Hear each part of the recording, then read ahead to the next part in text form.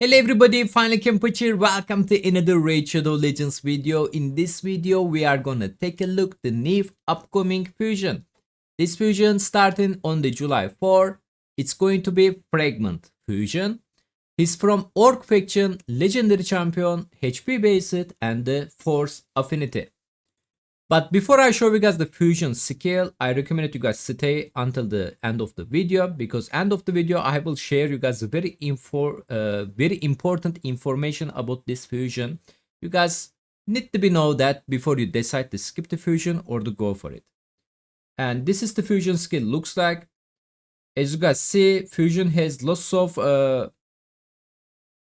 ally that make his skill work with them, right? So Terror Beast, Gore Mask, Huntspan, Hellfang, Fellhound, and the Stitch Beast, all of the his skill has same champion over and over again, guys. So they are basically Hunt champion, Dog champion in this game.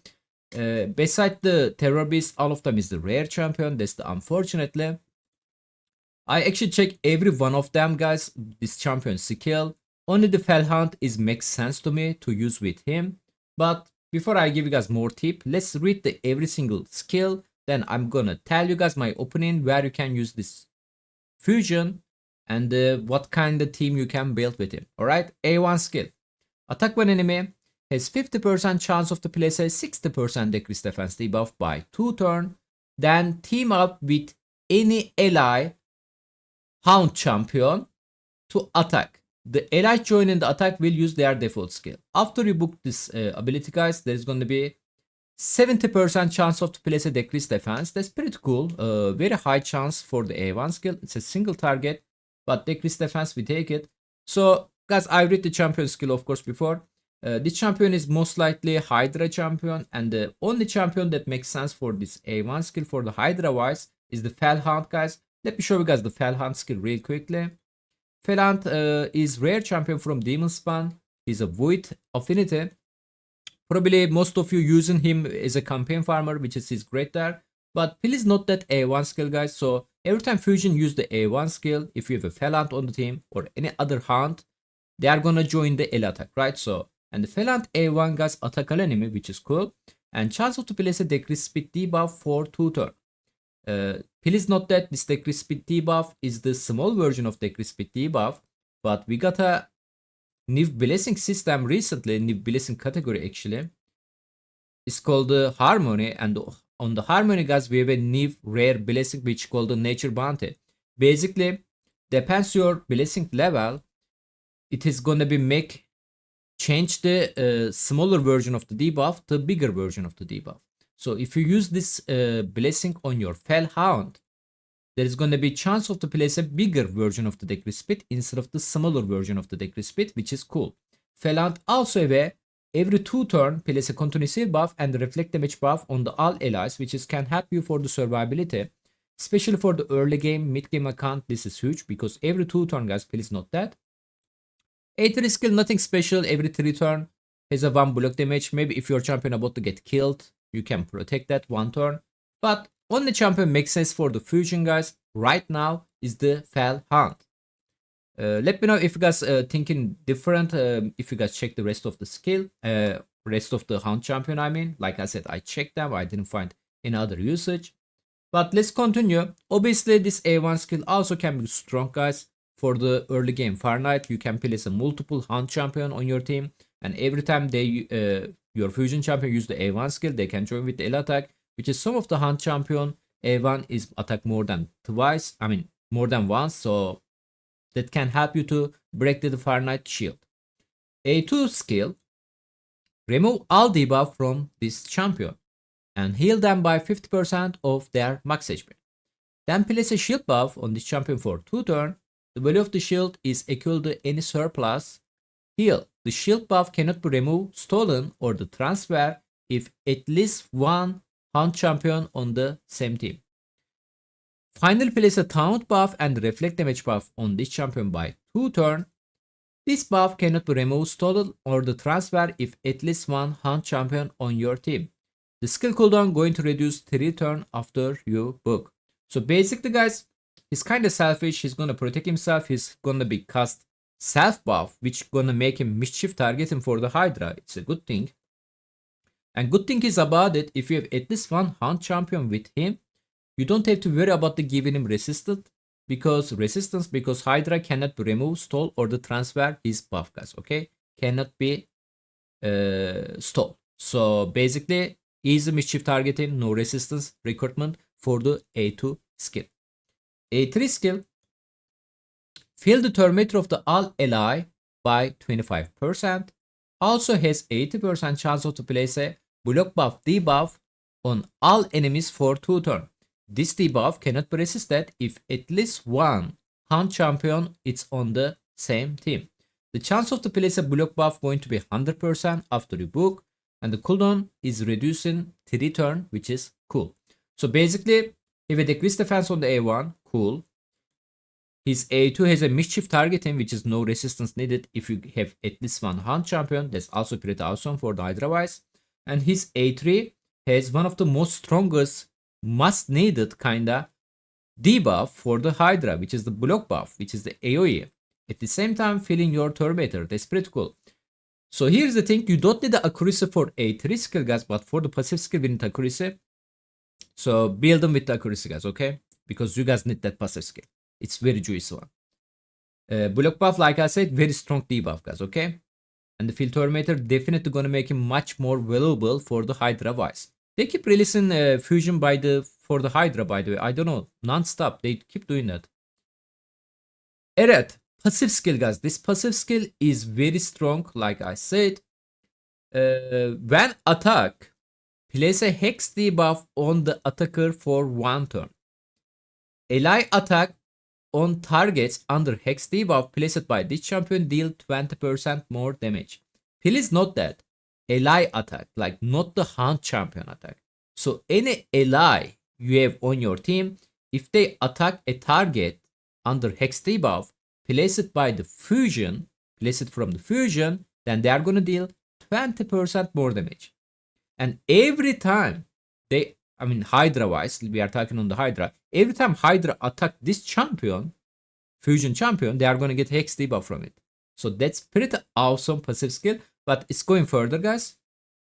When this champion is attacked, all ally hound champion will gonna be counter attack. So let's say you have a Fhun on the team, at the same time Gormas, they will join counter attack, guys. Okay, every time somebody attack this champion on the Hydra wise or anywhere else, like doesn't has to be Hydra wise only, okay, they are gonna join counter attack. So basically it reminds me Venus Cupidus comp. So let me show you if you guys wasn't know that. So if you use the Cupidus and the Venus together, every time they attack your Cupidus, always counter attack when attack is only available when the Venus on the same team.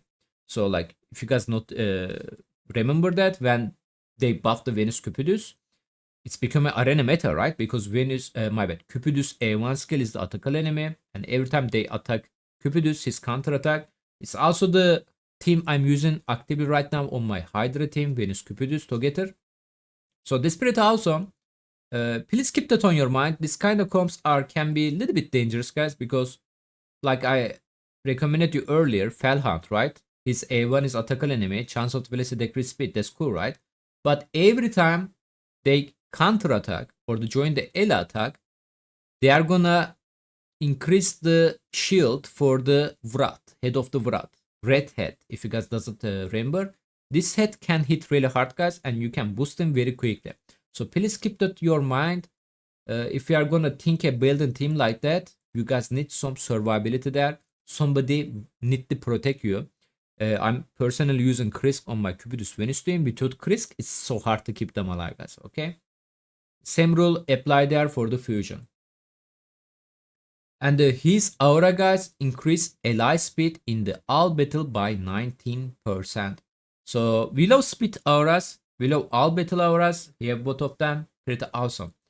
So in general, guys, this fusion for the like early mid game account has a huge potential for the arena. For the late game account, like a little bit close to end game account, all about the Hydra, guys. Again, this passive skill is definitely like, even you are not gonna do any Hound comp. Even this passive skill alone, guys, definitely worth it, which is still gonna be mischief targeting. You guys need a resistance.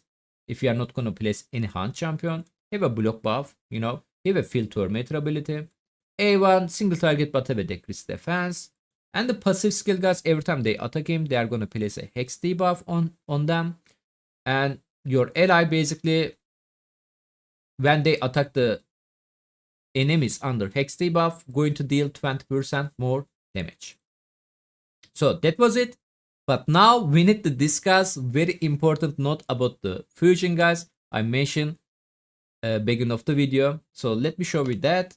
So this is the directly screenshot from the official Discord.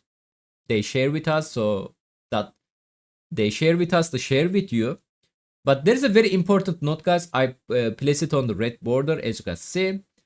I'm gonna read it. By the way, if you're not impressed with the current roster of loyal Huns, just wait.